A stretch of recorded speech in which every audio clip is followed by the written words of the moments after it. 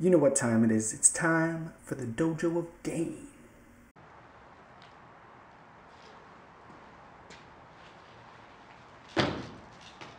Let's take a look at some side-by-side comparisons and see who's the better fighter, Mike Perry or Jake Paul. Who's going to win the boxing match? Actually, not who's the better fighter, because they're different sports, right?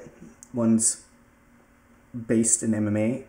Went over to boxing without gloves. You don't need to necessarily hit as hard to knock somebody out without gloves, but you do need to have very good timing to survive a fight without gloves. So definitely is going to translate over to boxing with bigger gloves. I don't see it being much of a disadvantage. Then we have Jake Paul. He's been training. He's been getting better and better every year. At first, he was kind of trash. Fight the basketball player. He didn't look like he had much skills. I wasn't impressed. I didn't like Jake Paul, but now Jake Paul has leveled up a lot. So yeah, he has my respect now. But let's be honest. With this fight, who would win? Let's take a look at the side-by-side footage and make a prediction.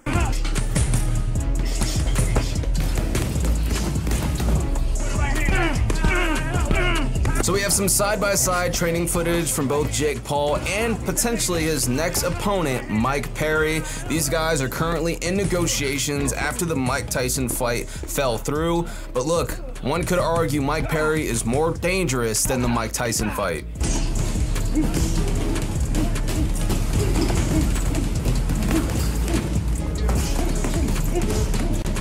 All right. Just from what I've seen so far, definitely looks like Mike Perry has more power than Jake Paul. And that's what Jake Paul's main thing is to go to his knockout punches, power. Does he have super good head movement? Not really.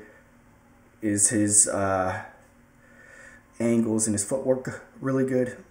Not really. He kind of goes straight on most of the time. So let's take a look a little bit at Mike Perry's angles and head movement and defense.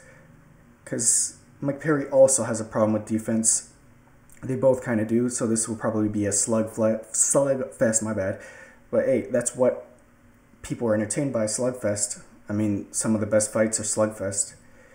If I was going to compete in fighting, I would focus most of my energy on defense. I wouldn't be eager to get into a slugfest, because if you want to keep fighting, then it's probably good to survive the fight without a lot of brain damage, but hey, they do give the entertainment, right?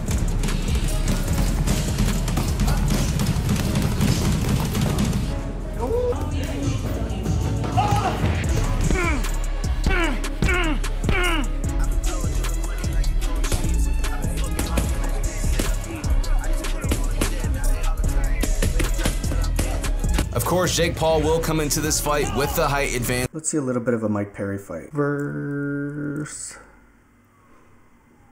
Eddie Alvarez. Pretty sure he beat up every Eddie Alvarez, so I don't think I've seen this fight.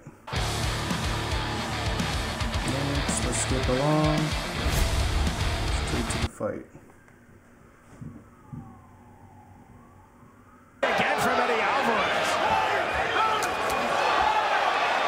Alvarez's hands seem extremely accurate right now. They're continuing to come forward. Alvarez landing again. You're seeing the volume on full display that Eddie Alvarez talked about as one of his keys to victory. That speed that he has, he's able to land with accuracy as well. Double jab from Alvarez. 30 seconds remaining. Round number one of our main event. Jab again from Eddie Alvarez. Perry walking through a lot of big Alvarez punches here in round number one. Left hand again, another left hook from Eddie Alvarez. Yeah, not much defense, so yeah, this fight could go either way. Jake Paul could hit him with a knockout punch. Mike Perry could work on Jake Paul. I don't think he really has a one-hand knockout punch like Jake Paul, so who knows? Let's make a prediction and say Jake Paul, because I feel like Jake Paul only picks fights that he has in the bag, so he must have some kind of plan that he thinks is foolproof against Mike Perry. Then again, if Mike Perry has more skills, he has more skills. Jake Paul can't do anything about it, but I see some weak points just considering he doesn't focus on defense. So maybe Jake Paul has been working a lot in counter punches or something like that. He has some kind of a plan up his sleeve. So I'm predicting Jake Paul. Sorry. My bad.